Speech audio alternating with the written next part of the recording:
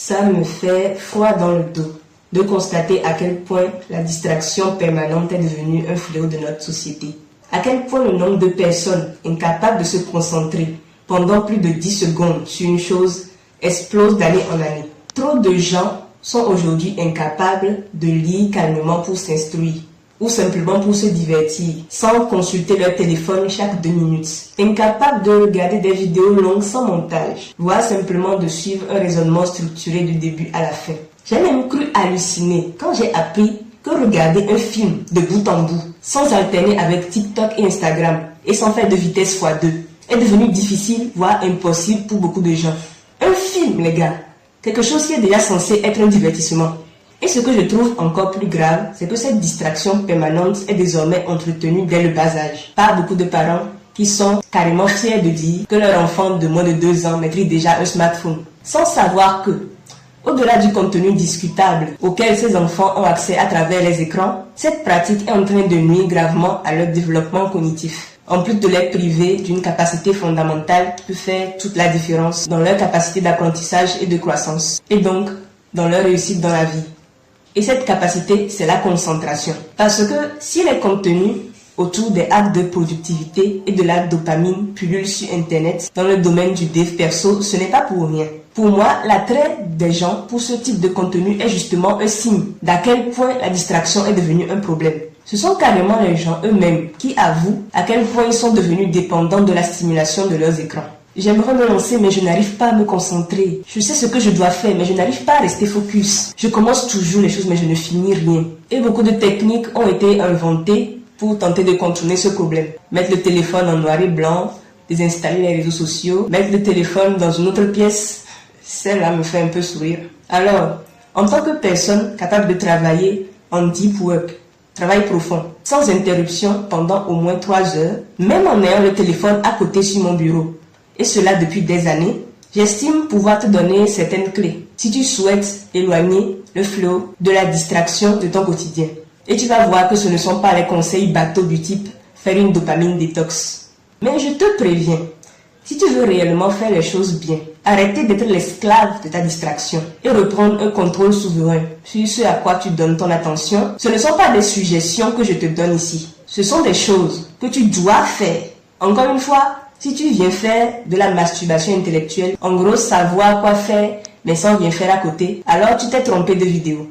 Première clé, considère ton téléphone autrement, c'est-à-dire comme un assistant d'apprentissage et de productivité plutôt qu'un outil de distraction. Transforme ton téléphone pour qu'il ne serve strictement qu'à des tâches qui vont dans tes intérêts, qui servent tes projets et tes objectifs à toi, et non celui des réseaux, dont le but est de te maintenir le plus longtemps possible sur leur plateforme. Dans mon cas, j'ai bien entendu couper toutes les notifications en dehors de celles liées à mon travail, comme je le disais dans une précédente vidéo. Et je garde sur mon écran d'accueil les applications classiques de productivité comme l'horloge, l'agenda, la liste de tâches, la calculatrice et l'application de prise de notes. Et aussi une application liseuse que je n'utilise plus autant depuis que j'ai drastiquement réduit mes lectures, mais qui me sert toujours à lire des documents en PDF. Mais si ton objectif à toi est de lire plus de livres pour prendre plaisir à t'instruire de cette manière-là, plutôt que par des contenus stimulants, c'est un bon type d'application et d'habitude à avoir. Moi, j'ai ralenti de ce côté parce que je me suis rendu compte que je lisais trop et que je n'agissais pas assez. La deuxième clé, c'est de t'entraîner à faire des actions difficiles qui vont rééquilibrer tes niveaux de dopamine et t'en donner désormais après des tâches productives, créant un cercle vertueux de productivité. Parce que ce qui est bien avec la dopamine, c'est qu'elle fonctionne aussi dans le sens inverse. Si tu prends l'habitude de faire des tâches difficiles ou que tu ne voulais pas faire au départ, mais qui te rendent fier une fois terminé, tu vas créer comme ça une boucle vertueuse qui te donne une dopamine plus saine et équilibrée en faveur des tâches difficiles qui vont dans tes intérêts. Et ces tâches-là deviendront alors de plus en plus faciles pour toi à mesure que tu avances et que tu persévères. La troisième clé, c'est d'instaurer des moments de silence sans distraction. Entraîne ton cerveau à être silencieux, posé, calme, à ne rien faire et carrément à s'ennuyer. C'est souvent là qu'on reçoit les meilleures idées. Lorsque tu marches par exemple, fais en sorte de le faire sans écouteurs, sans rien dans les oreilles. Écoute tes pensées et laisse-les défiler. Fais ces sortes de marches méditatives où ton cerveau peut vagabonder sans but précis. C'est souvent dans ces moments-là qu'on reçoit les solutions aux questions qu'on se pose et aux problèmes qu'on a. Personnellement, c'est une habitude que j'ai remise sur la table il y a quelques semaines. Car avant, j'avais l'habitude d'écouter de l'information même en marchant. Et globalement, dès que mon esprit était libre dans la journée. C'était dans l'idée de me laver le cerveau en permanence par rapport aux croyances utiles que je voulais m'approprier et de m'imprégner de la personnalité de 2 ou 3 créateurs de contenu que je considère comme mes mentors. Mais à un moment, si ton cerveau n'a plus d'espace pour faire le point, si tu ne lui laisses plus le loisir de t'envoyer des réponses ou des idées utiles via le silence et l'espace mental qui permettent cela, c'est contre-productif. Alors, fais en sorte de prévoir au moins un moment dans la journée ou bien un trajet spécifique pendant lequel ton cerveau sera libre de penser. La 4e clé, c'est de remplacer les contenus courts par des contenus longs et peu stimulants. Des vidéos sans montage et des podcasts sont un bon premier pas si tu sens que tu es devenu trop dépendant au format court. Tourne-toi vers les formats plus longs et horizontaux dans les mêmes sujets. Vitesse x2 ou pas, c'est toi qui vois. Mais force-toi vraiment à regarder une vidéo jusqu'à la fin avant de passer à une autre. Tu verras que ça deviendra plus simple avec le temps. La 5e clé, c'est d'instaurer la règle du non à la consommation passive. Arrête de consommer du contenu comme si tu regardais la télé. Pour la petite histoire, nous n'avons à un moment pas eu de télé avec abonnement Canal+ dans notre famille pendant des années, alors qu'on en avait les moyens. Et quand la télé est revenue, tout le monde s'en fichait parce que chacun avait maintenant son petit écran. Au départ, je considérais cela comme positif. On pouvait choisir quoi voir et quand le voir. Mais il m'est ensuite venu à l'esprit que ce n'était pas si différent de la télévision si cela avait les mêmes effets délétères sur l'attention et le fait d'être un spectateur passif. Voire pire, puisqu'on l'a maintenant dans notre poche et avec des contenus beaucoup plus courts. Donc, finis de consommer du contenu passivement, sur un canapé ou bien une chaise pendant des heures et sans même l'avoir prévu au départ, en ne faisant rien de productif et en s'oubliant carrément. Et en reportant des tâches qu'on sait qu'on doit faire à cause de ça. C'est la raison pour laquelle j'ai instauré une règle et une habitude. Ne plus consommer de contenu de manière passive. J'ai principalement 2 types de contenus que je regarde actuellement. Soit ce sont des contenus de type tutoriel, où je dois prendre des notes et implémenter des processus tout en suivant la vidéo. Et dans ce cas, je réserve des moments spécifiques d'apprentissage pour suivre ces tutoriels de manière à les appliquer ou au moins à prendre des notes actives en temps réel. Ou soit ce sont des contenus de motivation, de conseils, de mindset, etc. Et ceux-là, je les écoute uniquement pendant les temps morts de ma journée et sans même regarder l'écran lorsqu'il s'agit de vidéos qui pourraient être des podcasts. J'écoute ce genre de vidéos lorsque je me prépare pour sortir, avant d'aller sous la douche ou lorsque j'en reviens, lorsque je fais mon lit, ma cuisine, ma lessive, ou que je suis dans un trajet en voiture. Et plus généralement, lorsque ce que je veux écouter a plus de valeur que les small talks, petites discussions triviales et commérages des gens autour de moi et qui ne m'apportent rien.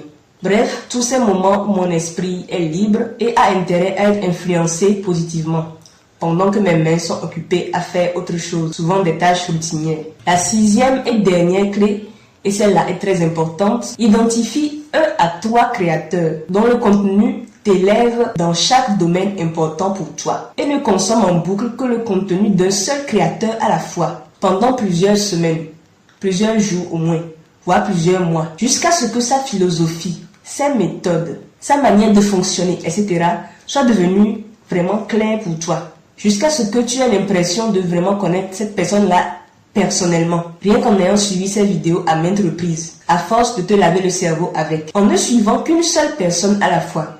Tu vas beaucoup plus en profondeur sur un sujet. Tu comprends beaucoup mieux car tu profites d'une immersion exceptionnelle dans des concepts qui t'aideront à atteindre le niveau de cette personne que tu respectes. En t'imprégnant de sa manière de penser, tu comprendras vite que tu ne peux juste pas obtenir ce résultat si tu suis 10 créateurs à la fois. Une vidéo par-ci, une vidéo par-là, sur tel sujet, un autre qui n'a rien à voir, en étant poussé par le syndrome de l'objet brillant. Parce que ça, c'est une autre forme de dispersion et de distraction cachée. Or, nous, on veut du focus. Et ce qui est bien avec la méthode que je t'ai décrite, c'est que si tu crées, en plus du contenu, dans une niche similaire à celle de tes mentors, tu as accès à une source d'inspiration incroyable. Parce que toi, tu vas en profondeur des concepts qu'ils véhiculent. Tu les comprends mieux que les autres. parce que tu as une vue globale du sujet. Tu as regardé maintes et maintes fois toutes leurs vidéos. Et tu peux maintenant t'en inspirer pour créer ton propre contenu, en ajoutant ta perspective, ta personnalité ou en l'expliquant par un autre angle. En plus, cette méthode t'oblige à choisir des créateurs qui offrent vraiment de la valeur à leur audience, au lieu de ceux qui abordent les choses de manière superficielle, même s'ils ont un montage léché, dynamique, etc.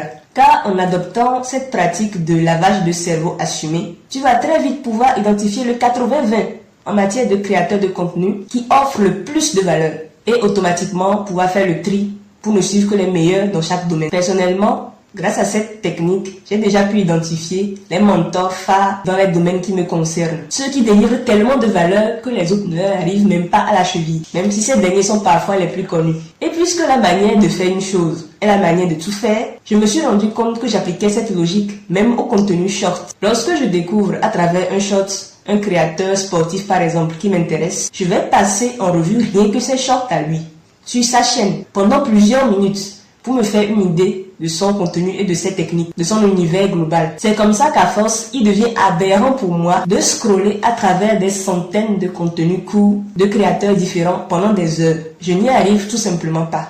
Pour vous dire la vérité, si j'arrive à scroller entre plus de 3 contenus courts aléatoires sur YouTube, parce que je suis encore étrangère à TikTok en tant que consommatrice de contenu, je me sens déjà comme si j'avais vendu mon âme au diable. Mais à mon avis, c'est bien le sentiment qu'il faut avoir si on veut être intransigeant avec sa concentration et sa capacité d'attention. Bon les gars, je vous ai tout donné dans cette vidéo. Ici, j'ai fait en sorte d'aller vraiment au fond des choses, sans pour autant faire une vidéo trop longue, parce que j'aurais encore pu développer encore plus. Mais ici, vous avez littéralement de l'or sur ce que vous devez faire si vous voulez redevenir maître de votre attention et de votre concentration. Donc, pour récapituler rapidement, 1.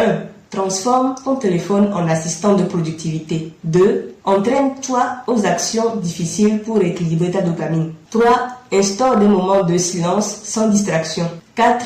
Passe au contenu long et peu stimulant. 5. Interdis-toi la consommation passive. Et 6. Consomme en boucle un seul créateur à la fois pour aller en profondeur. Dis-moi vraiment si les concepts explorés dans cette vidéo te parlent et lesquels tu veux appliquer en premier. Et surtout, es-tu prêt à être aussi intransigeant avec ton attention? Parce que c'est le prix à payer pour reprendre le contrôle. Partage cette vidéo avec quelqu'un qui s'éparpille trop et qui a besoin d'entendre ça. Abonne-toi pour plus de contenu qui te sortent de la médiocrité et de la distraction permanente. À bientôt et n'oublie pas que ta concentration est ton bien le plus précieux. Donc arrête de la donner gratuitement.